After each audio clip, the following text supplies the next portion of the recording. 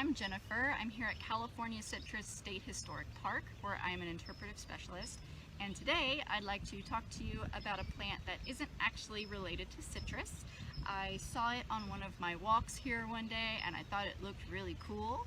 So I'm here to share with you what this plant has to do with our local history in Riverside and in Southern California in general, what it is and what it's doing and why it looks like this, and what that tells us about how living things change over time. So this is an agave plant, Agave americana specifically. Now you might have heard of agave. It's sometimes used in sweeteners.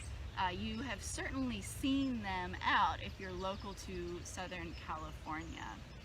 Some folks call it a century plant. Now, the reason that you see them around Southern California is not that they are native to this area. The Agave americana, for example, is originally from Texas, Arizona, New Mexico, that part of the country. So why are they everywhere here?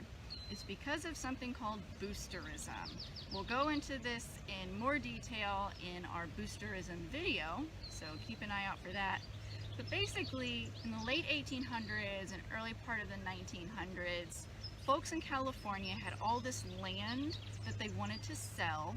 They wanted to bring in people to purchase land, to build onto, but they also wanted to build a bit of a tourist haven, right? They wanted people to travel out here for fun, for vacation.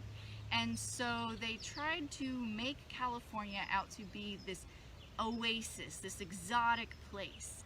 And to do that, they brought in a lot of plants that aren't actually from Southern California. So the agave is an example. There are some agaves native to Southern California, but most of them are not. Another example that you're probably familiar with is palm trees. There's actually only one kind of palm tree that's native to Southern California. Most of the ones you see were brought here, and again, it was because folks were trying to bring tourists here and they were trying to sell the land. So what we are looking at right here is actually the stalk of an agave. Like I said, those are often called century plants, and that's a little bit of a misnomer, but they call it a century plant because the agave will bloom once in its life. They can grow to be quite big, they can live a long time, but it only blooms once in its life. It sends up a big stalk like the one I'm sitting next to here. Sometimes they can be up to 30 to 40 feet tall, so they can get pretty big. So it sends up this really tall stalk, and at the top of it, it'll have all these flowers and it'll release a bunch of seeds, and then it will die. That's why it is called a monocarp plant or monocarpic plant. So a monocarp is a type of plant that blooms once in its lifetime and then dies.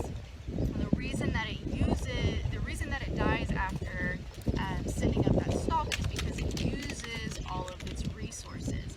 They usually will live around 30 years or so, so it's not really accurate to call them a century plant, but that's why people call it that. I mentioned that it will bloom once and then die, and so what that means is that since we're seeing this stalk, behind us is a very sad looking parent plant that has passed away. And so let us have a moment of silence. Okay, we've had our moment of silence. Now it's time to move forward and focus on the future.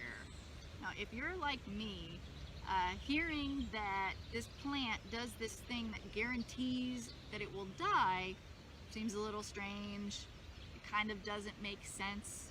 But it turns out that things not making sense is one of the best ways to learn. And in fact, this thing not making sense is going to help us learn about evolution today. You ready? All right. So first, let's take a step back and think about where agaves are from. So originally agaves are from desert environments. There's not a lot of water, there aren't many resources, the temperature can be very hot and very cold, so it's a tough place to live. Let's imagine that we have 3 different agave plants living in the desert, and they each have a different strategy for dealing with the fact that times are so tough. Let's pretend that we have one agave plant that hoards all of its resources and never blooms or sprouts in any way. That plant might live longer on its own, but it won't have any offspring to carry that trait forward. Now, when I say trait, I'm talking about a characteristic, especially one that's based on genetics, right? Our genes, our DNA. Now, for example, a trait that I have is that I am remarkably nearsighted. I do not see very well, and that is because of my genes. Thank you, Mom and Dad. So again, that plant that just hoards all of its resources, it won't have any offspring that have that same trait, and so you won't continue to see that trait in the future, in future generations. Imagine instead that we have a plant that tries to bloom multiple times in its life, right? Having these blooms, creating these stalks, sometimes they're 30 to 40 feet high, it takes a lot of work, it takes a lot of energy and resources. If the plant wants to be able to live after doing that, it's going to have to hold back some of its resources. Can't spend everything on the stalk and the seeds, right? So that means that the seeds it creates won't be as strong, right? The offspring won't be as strong. There could be more of them, but they're less likely to survive. And so you might see offspring in the future with that trait, but there will be few of them. And over time, you might notice fewer and fewer because there's another plant that has a better strategy, like this agave right here, right? It saves up all of its energy and resources, and when the time is right, it shoots up that stalk, creates those seeds, and creates these bugles, right? Because it's put all of its resources into creating those seeds and the stalk and the bugles, the seeds and the bugles are very strong, right? They're very healthy because they had all of the resources that they could get, which means that they're more likely to survive. They're more likely to survive, they're more likely to produce their own offspring, right? And so since that is so successful, you'll see offspring creating more offspring with that same trait. And over time, you'll see more and more and more plants that use that strategy rather than trying to bloom multiple times or trying to hoard all the resources and never bloom at all.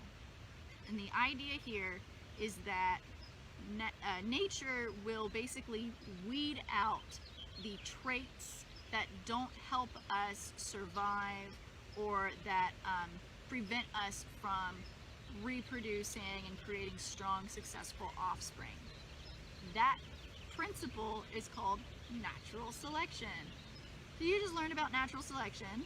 Natural selection is a key part of evolution, the way that living things change over long periods of time. So today you learned about evolution and natural selection, but I'm not done. So I've talked about the stalk and how it has seeds and bugles, right? Now the bugles are clones of the parent plant. They're exactly the same. And so you can see that there are quite a few of them. Because they're clones, they're actually quite a bit easier to make than seeds. Doesn't take as much in terms of resources and energy. And so you might wonder, if you're like me, well then why doesn't the plant just create clones? Like, parent plant, what are you doing? Work smarter, not harder. It turns out there's a good reason that you shouldn't rely only on clones. So since clones are all the same, they lack what we call genetic diversity. Genetic diversity is really important for keeping a species alive over a long period of time. If you don't have any genetic diversity, all of the, in this case, plants are the same. That means that if something changes in the environment, they won't change too, right? So let's say that there's a disease that comes through that attacks agave plants. If all of the agave plants have the exact same genes, they'll all be vulnerable to the disease in the same way, right? And so you could end up with the disease knocking out everything. If you've ever heard of the Irish potato famine, that's what happened. They had what we call a monoculture, where they were growing a lot of one thing, and a disease came through and took it all out because they just had the one item that they were growing. So just relying on clones or just relying on all of the same thing, not a good idea. So the great thing about seeds is that they are a combination from two parent plants. And just like kids are all different, even though they came from the same parents, right? Seeds are all different, even if they come from the same parent plants. And so because they have these different genes, some of them may respond better to warmth, or some of them may respond better to coolness. Some of them may be stronger than others. Some of them may be more or less vulnerable to disease. So if the plants aren't all the same and a disease comes through, it won't affect all of them the same way, and you won't have the entire species just wiped out. So again, that's why genetic diversity is really important. But again, genetic diversity, very expensive for the plant, and so they've actually developed a strategy of using like a two-pronged approach, right?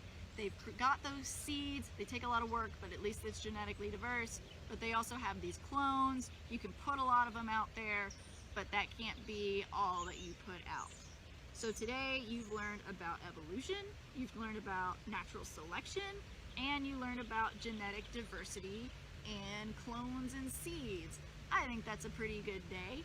Now, I hope that you'll see these out around you if you're around Southern California or other parts of the country, and that you'll remember that there's a lot more to these than meets the eye, and that's often true. So don't be afraid to go after the things that don't make any sense, or the things that seem kind of weird, because that's often the best way to learn. We just have to be paying attention. On that note, thank you for paying attention to me. I'm really glad that I got to share this with you today. This is one of my favorite things that I've found in the park so far. So thanks for hanging out with me and learning, and I hope you have a great day. Bye.